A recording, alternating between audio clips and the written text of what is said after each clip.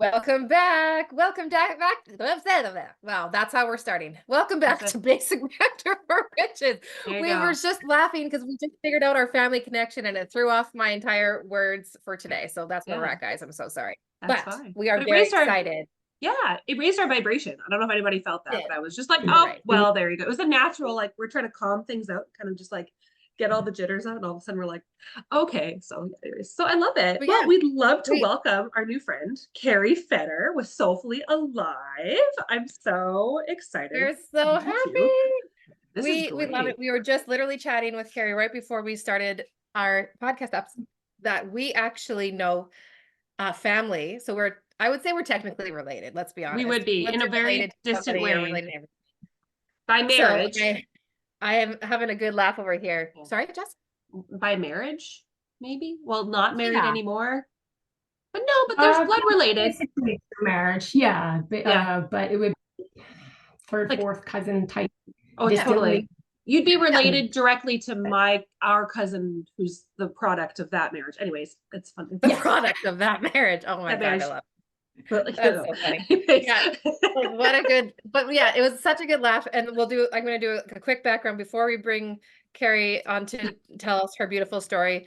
I shouldn't say Jessica and I did not grow up in the small town, but we were there all the time because our family is from there. Yeah. Mm-hmm. So it's Watson, Saskatchewan, Quill Lake area, Inglefeld, all that good stuff. And we would go there every summer and Christmas and Easter. Any holiday break, Yeah, to visit our family out there. And one rule when we were old enough is you're not allowed to date anybody in Watson because you might be related to them. So every time we would meet somebody, we would go back to our mom and dad and be like, okay, so like, what about this last name? They're like, well, yeah, that's the cousin because of this and this and this. Oh, like, who's his mom? Who's his dad? Yeah. Yeah. So, and that's how we we love it. What a beautiful small world. Very small world. Exactly. I always say, like, on your way to like Watson, specifically Watson, people are like, where is that? I'm like, oh, have you ever driven past like through Humboldt? And they're like, yeah. I'm like, so if you go through Humboldt, like 20 minutes later, you have to stop Watson. It's like the Santa Claus, you can't miss it. Anyways. People know that. But yes, so talking about our beautiful Kerry, we'd love to know a little bit about you. If we can, let's start with what you currently do. Yeah. And then I want to go into where you started, like what your story is, if that's okay. For sure. Well, currently, I actually just retired from my, 9-to-5 regular job that I've had for the past 25 years. Wow, good for you. Yeah. And the plan, but we know how those things change, was to take some downtime, just relax, figure my way out. I had some things in my head that I was gonna, work on and do. And sure enough, something presented itself to me and I applied, and I thought for sure I had bombed the interview. And then the next day I got a phone call. Yeah. No way. What? You want me to start right now? But I have all these other things planned. Like, okay. So we worked out arrangements there. So right now I'm part-time teaching at a post-secondary education facility here in Saskatchewan. Oh my gosh, that's amazing. That's amazing. Fantastic. What do you teach? Is it okay if I ask you what you teach specifically? Right now it's a mental health and wellness program. Amazing. Fantastic.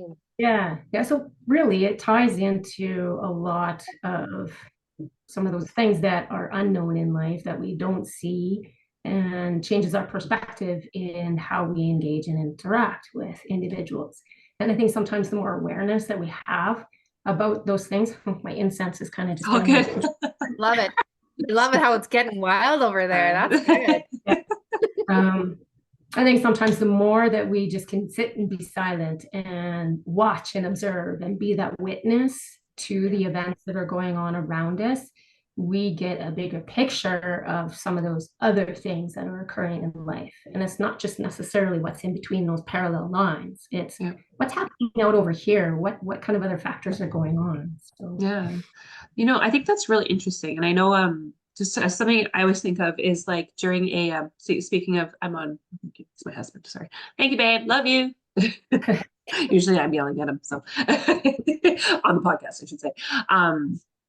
Like when I think about like, again, a good practice for that is like, when you're watching a play or something live, or, this is, your focus is supposed to be up here, but there's always background work happening. There's always somebody doing something in the back, or a shift being made, or an adjustment of sorts that's going to be relevant or has to add, that we need to pay attention to. So I think perspective is so important. I mean, just in that sense of always being aware of not being too focused and hyper focused without, expanding that vision. Anyways, that's cool.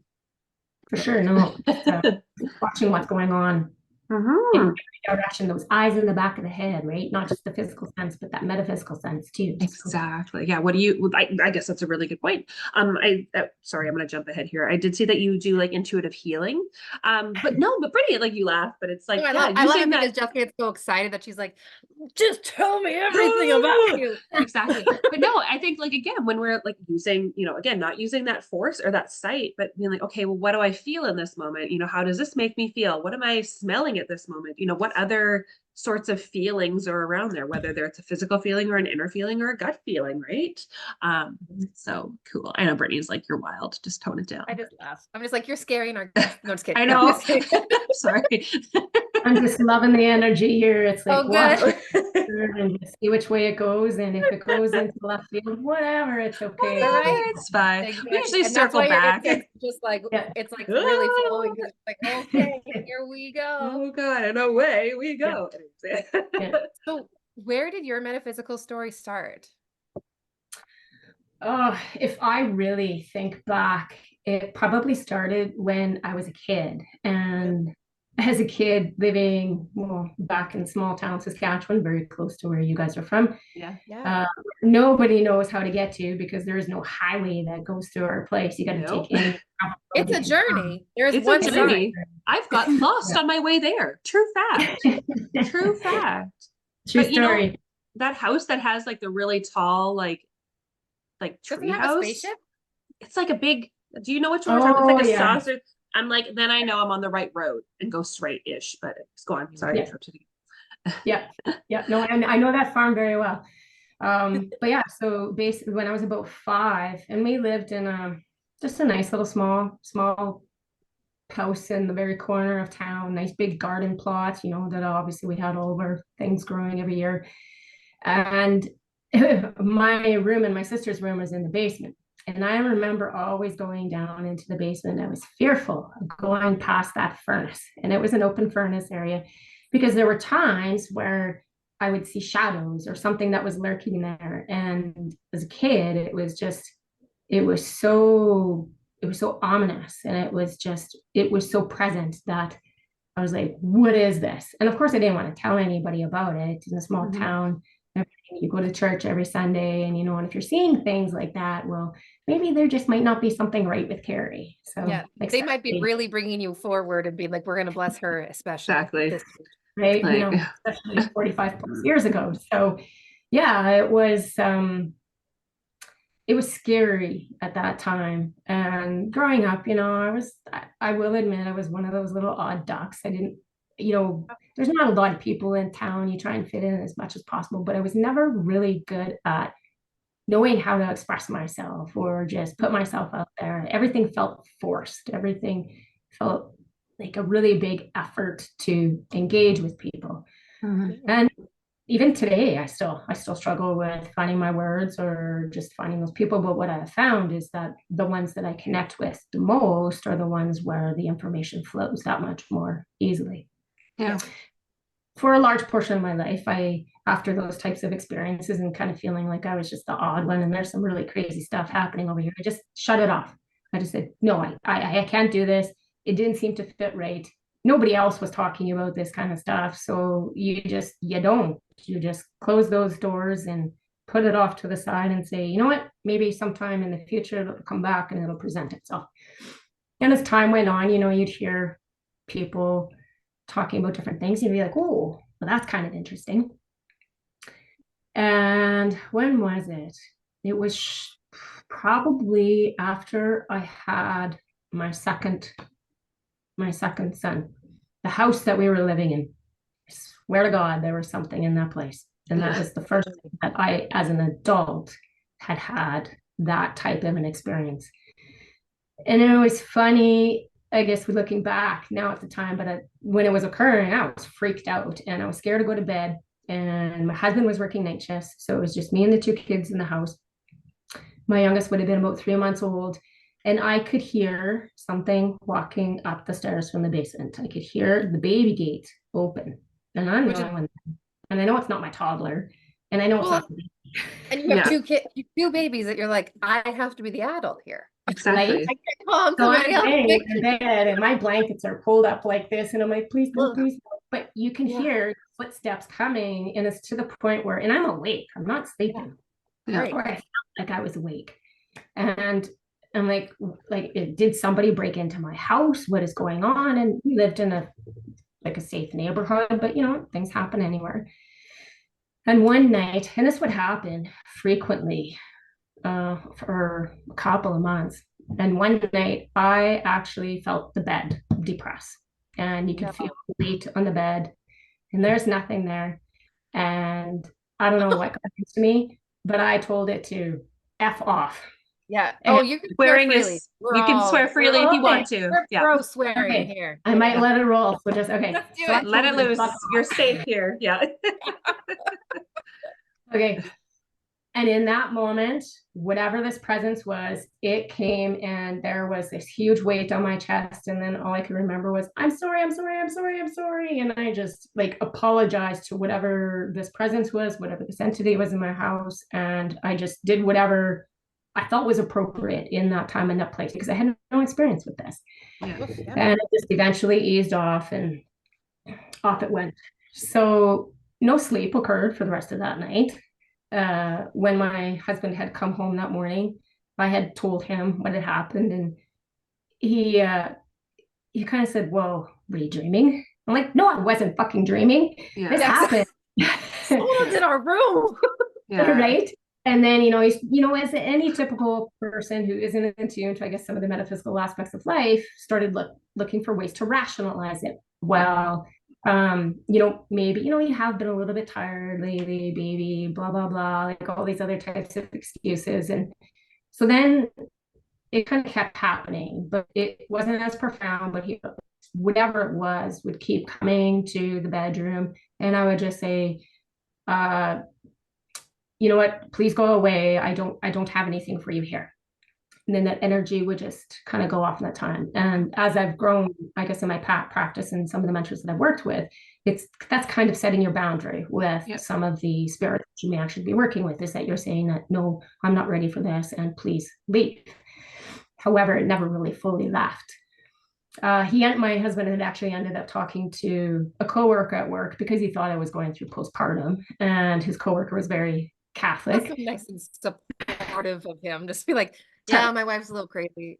Postpartum, she's seeing demons in the house. You're like, as people who have been dealing with postpartum depression, since we've had children, we understand. And maybe it's not a great joke to make, but we're like, I get what the part is about. Yeah.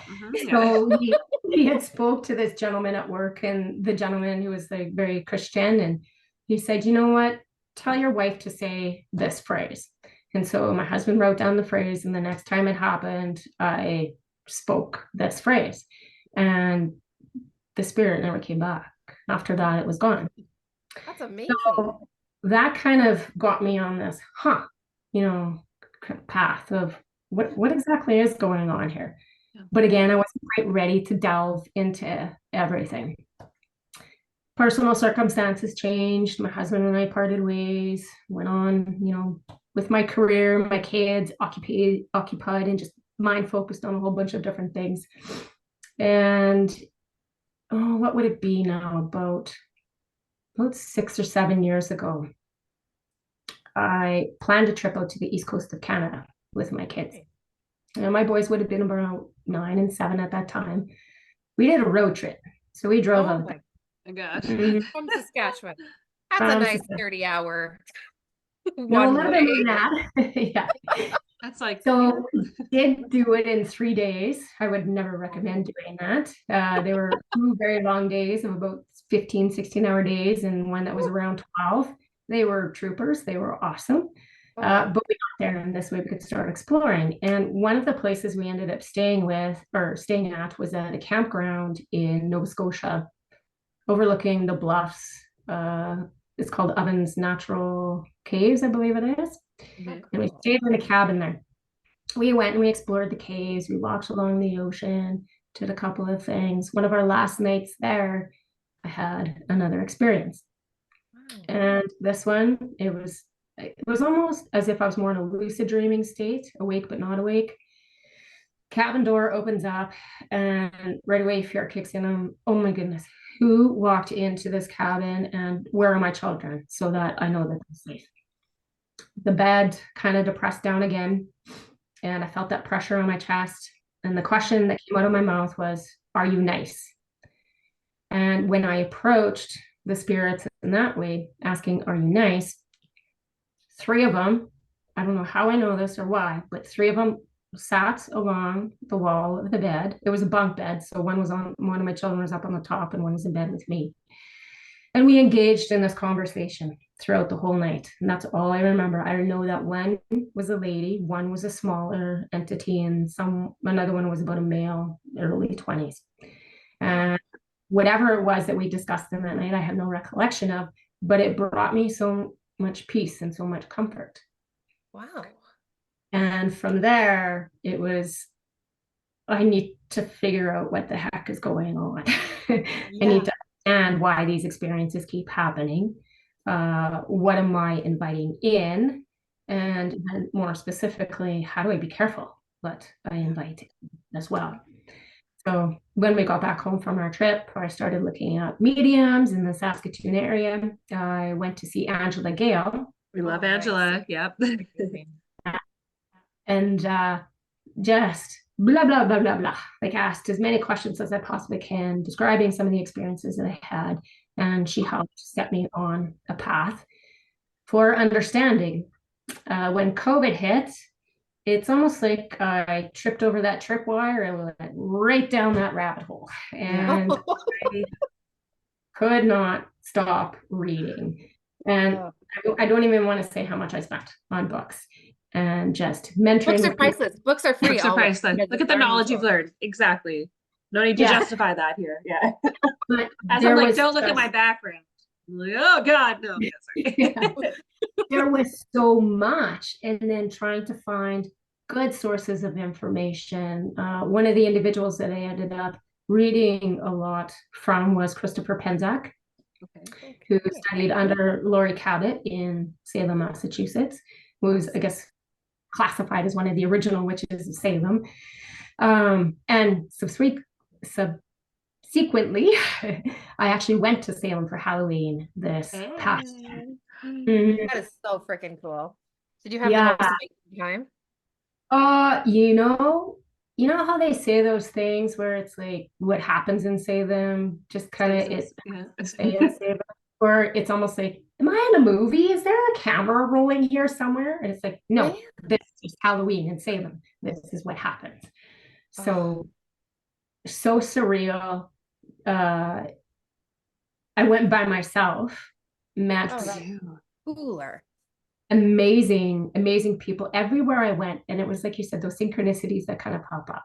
There are people that you were meant to meet that come at that time, in that place, because there is something that you will learn and you will grow from. Yeah.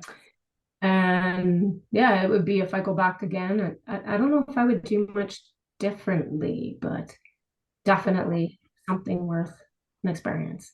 You'll have to do like a top 10 like must do list. You'll have to like create that because I want to know. I want to do that. That would be so cool. Yeah. There's the best way about it was just going there and just sitting there on the bench and watching all the people go back and forth, and then walking up and down all of the streets, and then you just start looking and, okay, do I feel like I need to go to this place? And there were some places that I went, my first thought, no, I'm not going to go there. But then 2 days later, I was like, no, I need to go here today. And there was something in there for me on that day. But I was ready for it. wasn't ready for it 2 days ago. Yeah. Right. So amazing. It sounds like a trip of a lifetime. Honestly, that's been on our bucket list, and I'm surprised that like either of us either haven't gone separately or like together. We need to do that. It's just because we keep it's on getting our pregnant list. and stuff. Excuse me, enough of that for right now, please. Oh, not on my side. Extending our families, so shit. Yeah. There'll be time. Okay, if we go back to your house that you first felt an entity in, was that in Saskatoon or was that where you had grown up? No, that was in Saskatoon. Was it? Yeah, over on the east side of town. Where? I'm on the east side of town.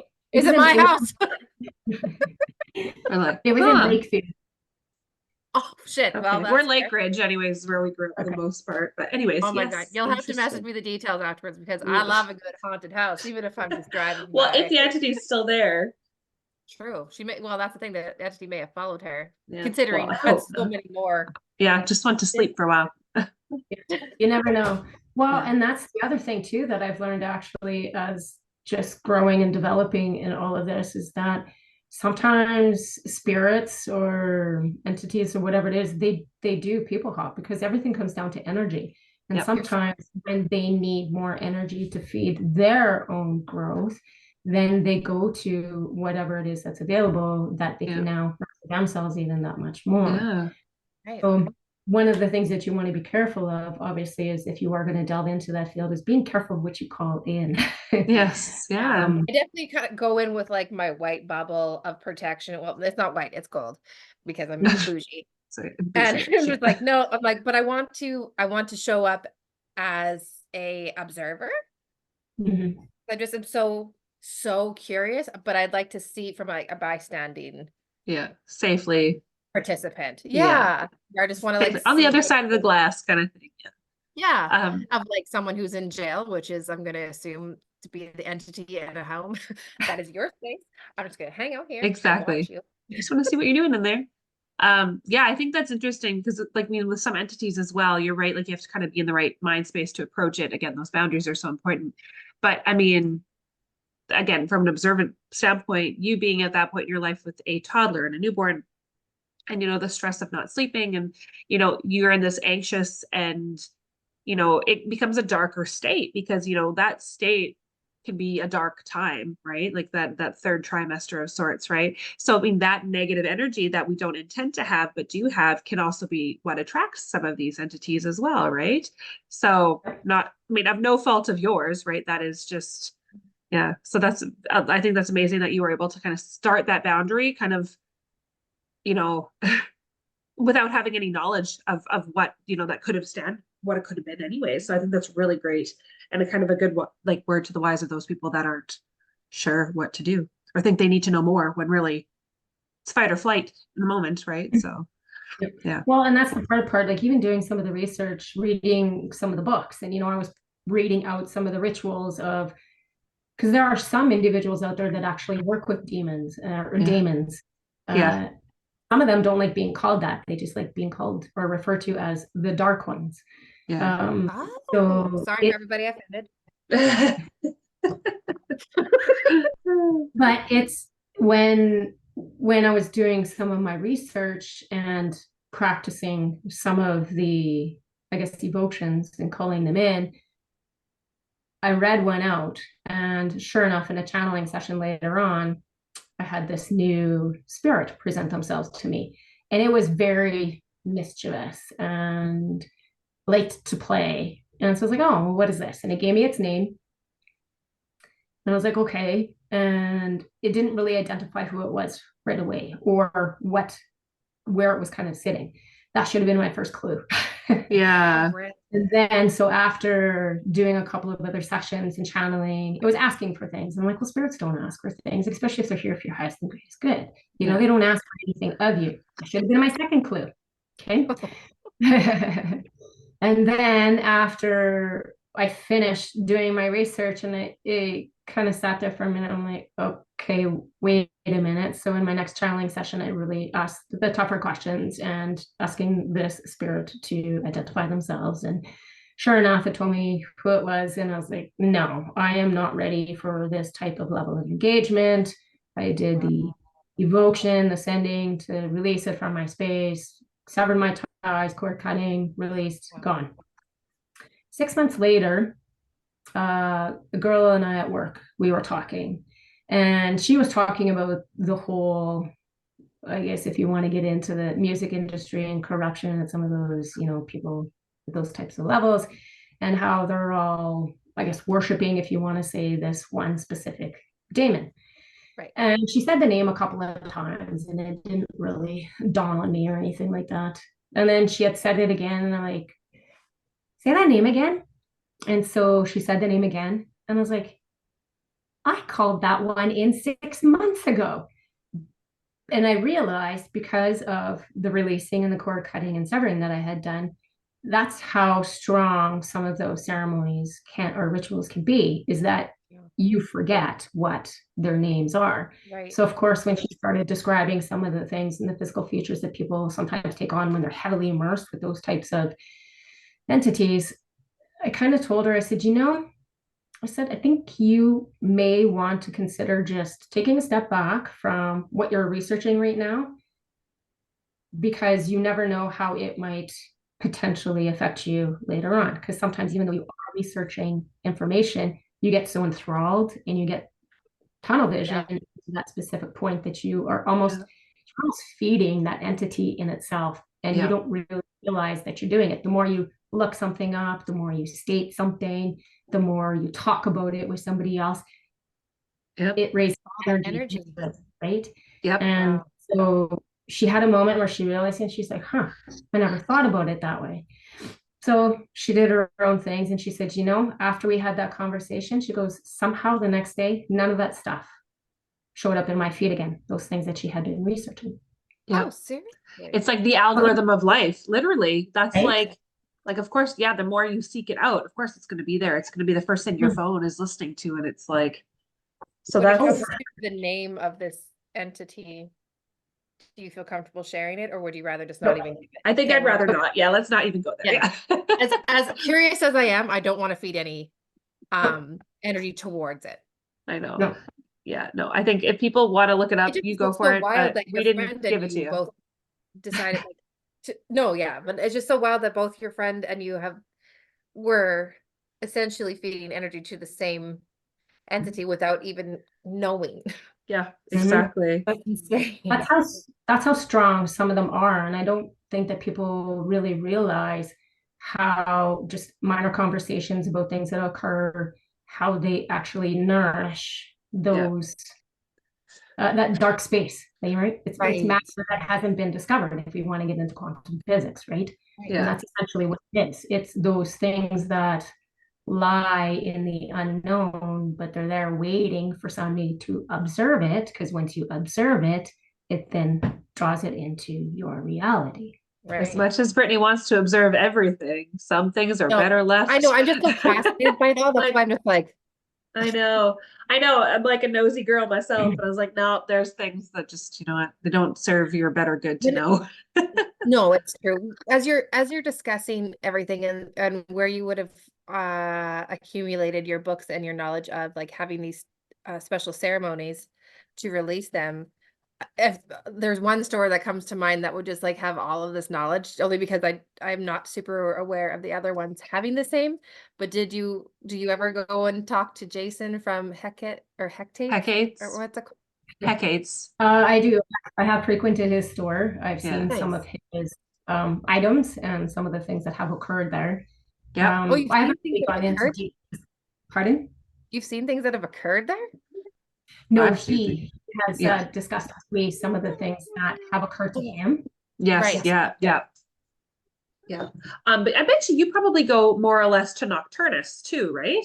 Not to pinpoint all your shops. I was gonna say, like, Gigi was really close with those two, because that's how we got Gigi's information. Oh, hello, Gigi. Amofati 369 or 369 Amofati. Whenever I think of her name, I don't know if this is every time I see it, I'm like 369, damn good, fine. I'm like, Gigi.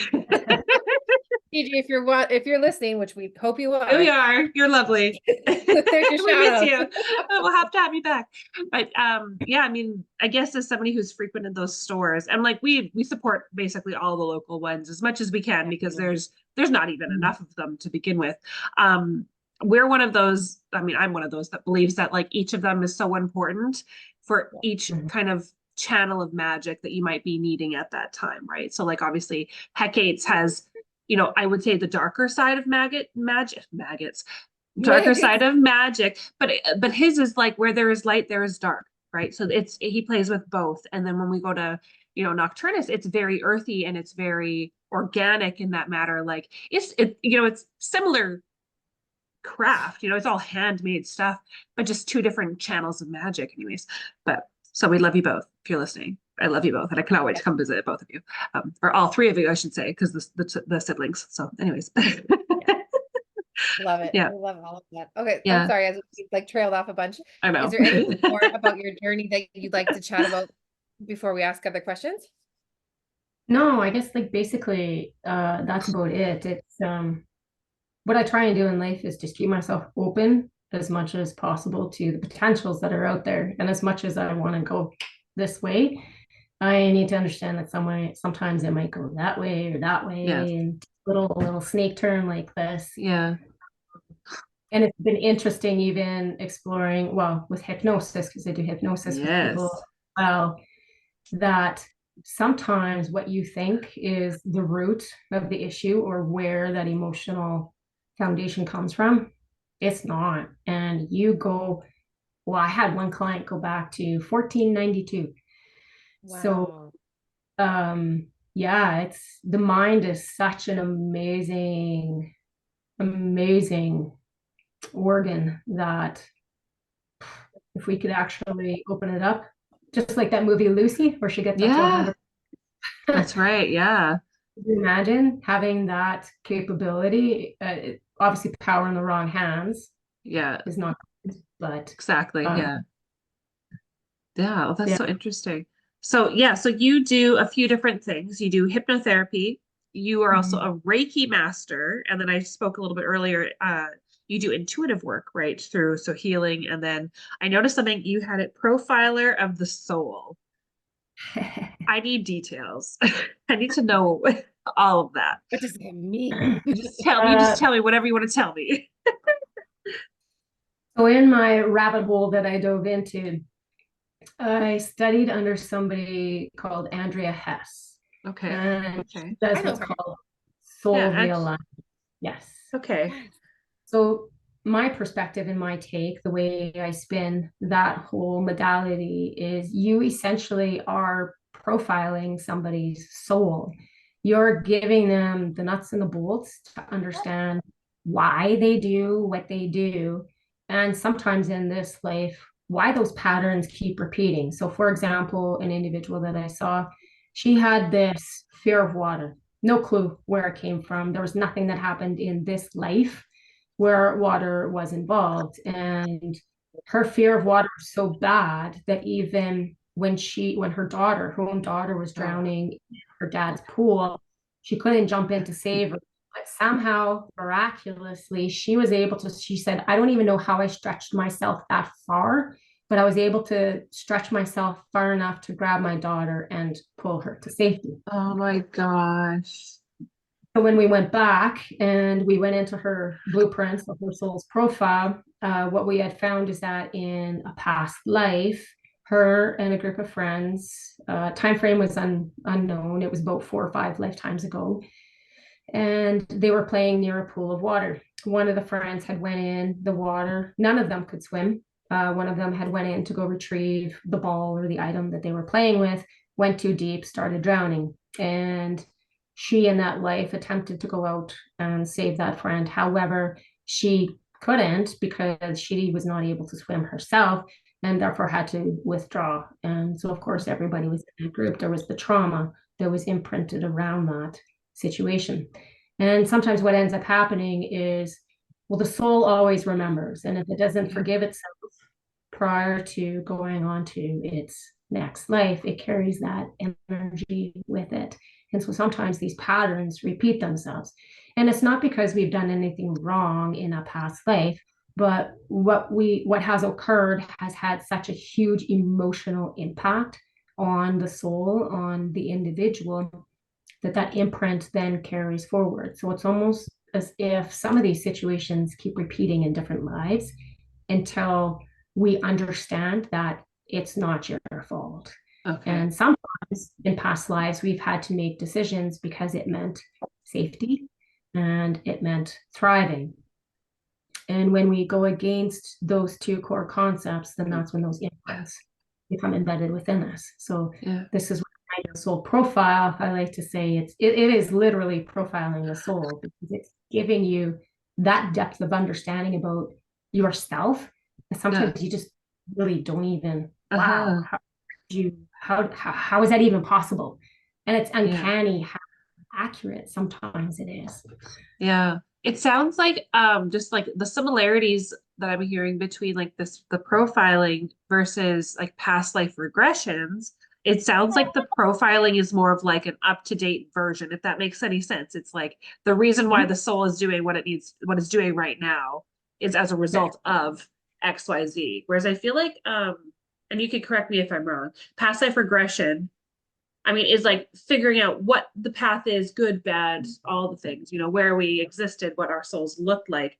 But in your profiling, do you look for the highs and the lows? Is it just problem solving in that sense, or that makes basically you're looking for what it is that defines who you are as a person and what decisions that you've made in that past life that went against that. But you had to go against what it was that defined who you were, because it meant you staying alive.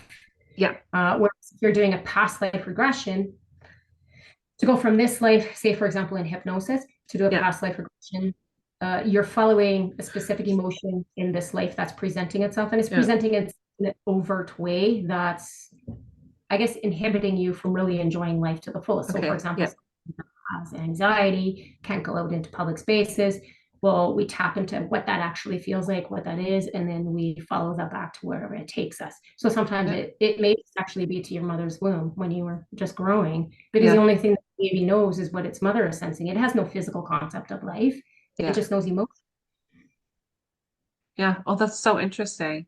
And very therapeutic, very like, so now when you see clients for this kind of service, you offer the service, I would assume. What does what is your average client, what are the needs of the client typically? Like, can anybody come and get it done, or do do most of yours have that point of contention that they're looking to dissolve? Yeah, anybody could come for a full profile. It just, and sometimes if there's nothing that's really going on in your life or presenting its life, you're coming just to get a deeper understanding and knowledge of what exactly it is that makes you tick. And having that blueprint, that code, because everybody is coded differently. It's almost not body clock. I forget what it's called. It gives you a way in which you understand clearly why you do the things that you do in life. So for example, some people are thrill seekers. Okay. They really enjoy that high, that rush that they get from all those physical, tangible things that occur in life, or whether it's working with numbers or money because they're great at understanding the stock market and they can see all those patterns in those algorithms. Well, there are certain individuals in which they're coded specifically just for that. Whereas there's others that are coded specifically to be more of an empath and more of an intuitive than what others are. Yeah. I said that most there's Harrison. Actually, most people, if they want to learn, anybody can learn how to be an intuitive or an empath. It's just taking time and putting in effort to develop that skill. Yeah, exactly. Getting the right keys to access the service almost. Yeah. Well, that's so interesting. Like, I think that's such I love, one thing I love about this, like doing this podcast, is like learning about all this stuff. Like, because we literally wouldn't have known that this type of service or this sort of energetic field of work existed, right? Like, because we all Yeah. have those yearning questions as to, oh, but I want to know, I want to like figure it out. And like, I don't know. And like, I would love to see like what your library looks like of all those books that you've got and be like, which one did you feel like is good? You know what I mean? Like, I just want to dig in. So, you know, Yeah, When it's you're still in making that order, list that's of for top sure. 10 things to do in Salem, you might as well send us the top 10 reading list. well, I was going to say, like, it's on your website. Do you have like recommended books? Because you should. If you ever felt Oh, like being a librarian, I could totally set you up with a scanner and you could scan that shit into your computer. yeah, no, I hadn't thought about that. I know I've been absent on social media for Ugh, quite a bit now. There's been a lot more of, because I did so much, a lot of release work from my employment that I was in for the past 25 years. yeah. It was an institution dealing with mental health, and you see there's things that, even movie producers don't get quite right. It's just, you Yeah. can't, it's hard to describe the what the fuck just happened kind of Yeah. experiences that almost go on, and Yeah. they are truly inexplainable at times. Yeah. And then you have a moment where you're like, okay, and you're processing, oh wait, I gotta react now. Yeah, exactly. You're like, oh yeah. Something as well, right? And that human factor comes into play, and you're like, oh wait, I need to respond. Exactly. Oh I yeah, need you to need help. my help here. Okay. Well, shit. Yeah. Yeah, no, that's so neat. Oh gosh, yeah. Well, like I said, I think if you share anything of your, of this, how I can't even speak because that's like, how do you put it all into one spot? It's like, there's so much to you, girl. Like, I hope you know that I you're love it. There's so many like, amazing layers. like, and to do it in such a short amount of time. Do you know what I mean? Like, really, your most condensed part of this really was just at the beginning of COVID. It sounds like, hey, Pretty much. And it's almost as if, that child is that sponge and they just like yeah, just soaking everything up. yeah, That I I can't even explain how many books I went through, and just trying to find sources to understand. And it's interesting working with Gigi there, with her and her astrology knowledge. yeah. It's helped that much more, and I truly understand now why I am a Sagittarius. Exactly. It all makes sense. But you know what? It's divine timing because anything that you had tried to learn before wouldn't have resonated and wouldn't have stuck, obviously, right? So that needed to come at that time Yeah. for you to fully Yeah, absorb it and take it in. yeah, I was not in a place that I was ready to receive Yeah. anytime prior to about 4 or 5 years ago. Yeah. This like every time we talk to guests, like I mean, like all of our guests, I'm like, I'm so jealous of your gifts. Like this is phenomenal. I love what you've not just what you've become, but what you've made yourself. Do you know what I mean? Like this is profound Just what so you've cool. got your hands in and like the abilities and the confidence that you speak with. I know you kind of said that you're like you have trouble with your words and so I'm like where? Like girl, you're so Yeah. well spoken. Not I'm like, today, you don't. not Well, thank today. you. It's the flow, it's the frequency that we're all creating here, right? We're Okay. on the same That's good. wavelength. I love it. Even Harrison's involved, and it's great. He's like, "Yeah, girl." Well, He's he's like, watching "Give me that French Encanto right fry." now. He's all about that magic. Yeah, he's watching Miss Rachel in the background, just eating Oh, I his see. French fries. And He's very happy. happy. He's very happy. It's fun. He Well, looks like a monkey though. I'm just like, good Lord. I know he's Anyways, so cute. I love his little face. I was gonna like text it's you. I'm funny. like, he's so cute. I'm like, no, just pay attention. For Put every a little. episode, it's like he comes in right before we always do a card reading. If I can time it, it's like literally he knows. He's like, oh, card reading soon. I gotta come and try to chew on the cards. And It's my time to shine. Exactly. Yeah. Did you how are we feeling about a reading? I'll pop into mine. Oh, Yeah, Carrie, you're welcome to do as whatever feel Well, free. I actually was drawn. I pulled one beforehand. I wasn't sure why. And now that I'm seeing the card, I think it really makes sense. It's a new deck that I actually just got a couple of weeks ago, Very good. from Paris. It's called Between the Worlds. Oh, And it's ruins. So basically, this lady, she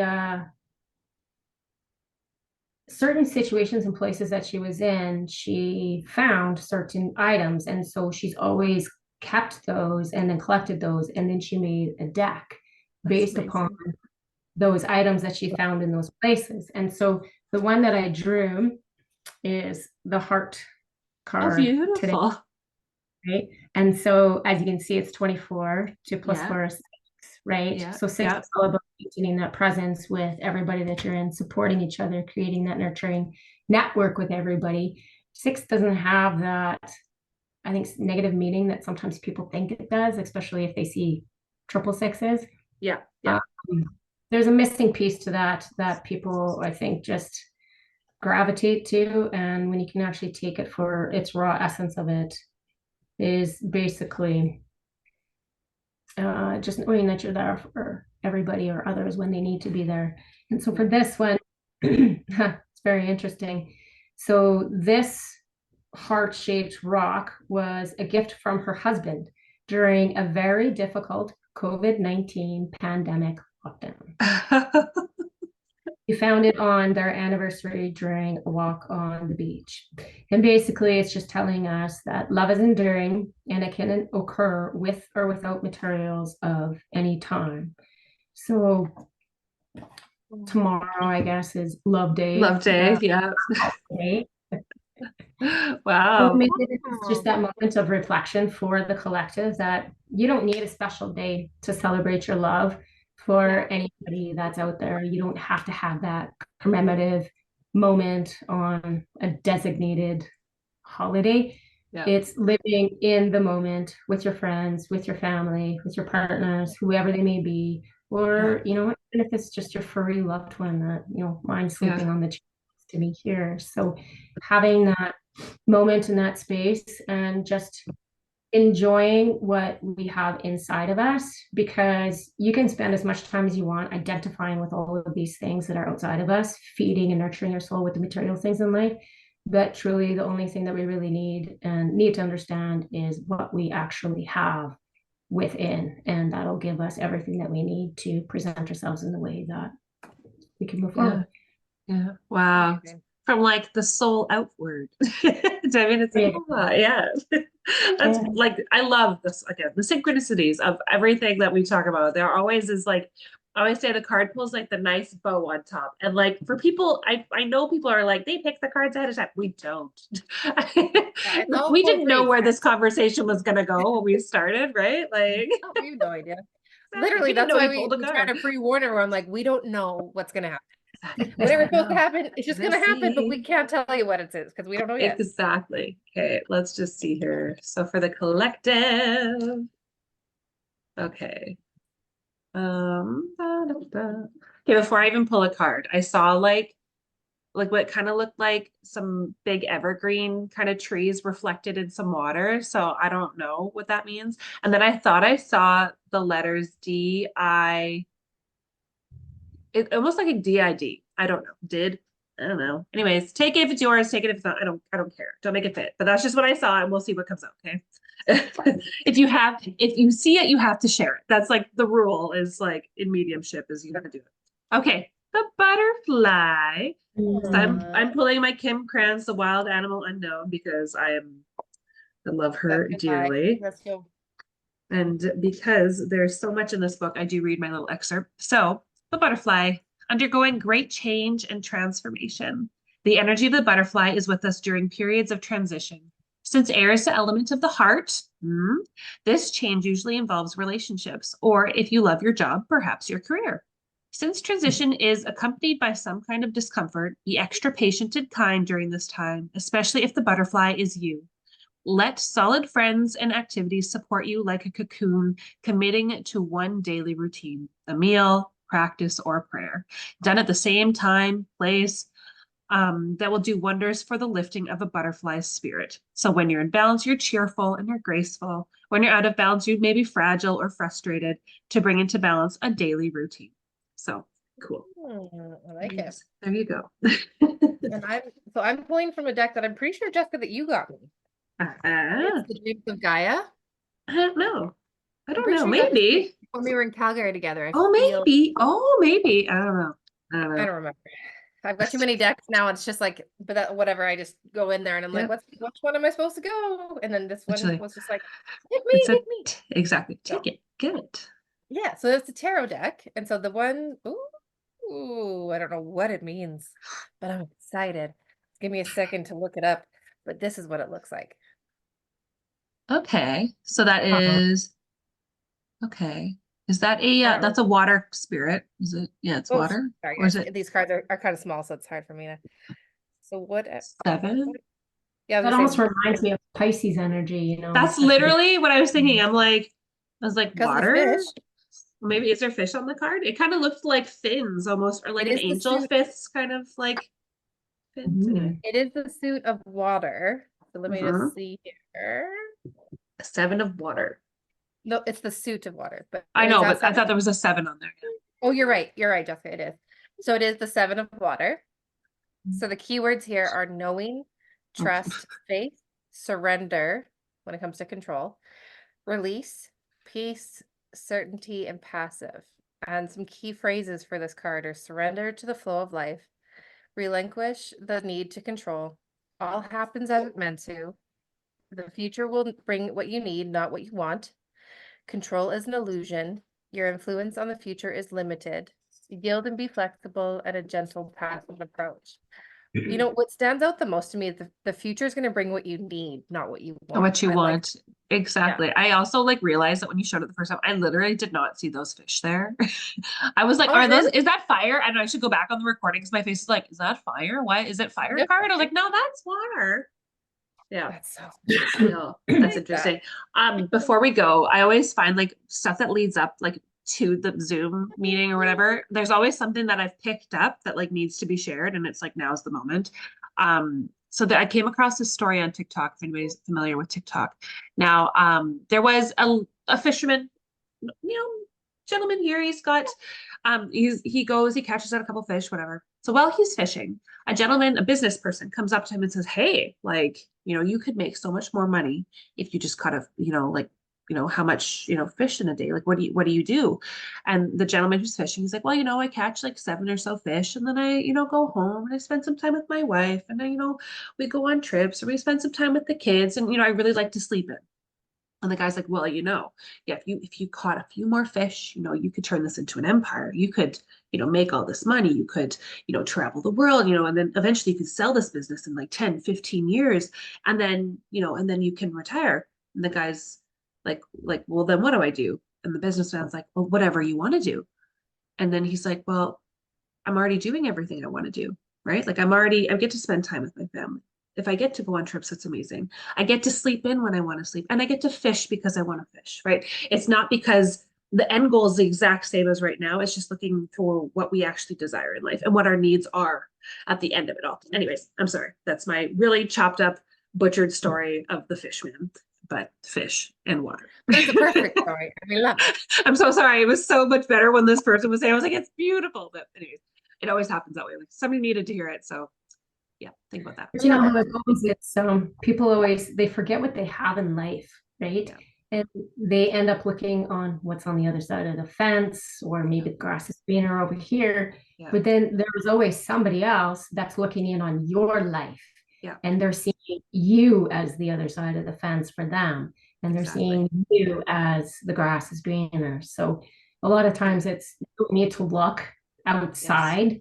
It's look at what you actually have in front of you right now and realize how much you do have. Exactly. And if we're always daydreaming of like what's 10, 15 years down the road, all we're going to lose is that time that we spent longing for something else, right? When in all actuality, at whatever that time chunk looks like, we should be doing exactly what we want to do, which is spending time with one another, which is investing our time in skills and passions that like drive us and, again, creating those good relationships. So anyways, yo, there you go. There you are. So where can our followers find you? What is your website and what is your social media handle? Yeah, so I am sometimes on Facebook. I would say I'm actually more on Instagram as Soulfully Alive. And then my website with all of my services is soulfullyalive444.com. And it has the booking calendar on there. I keep it updated, which I'll have to be modifying now, I guess, with new With your venture. brand new job. Yeah.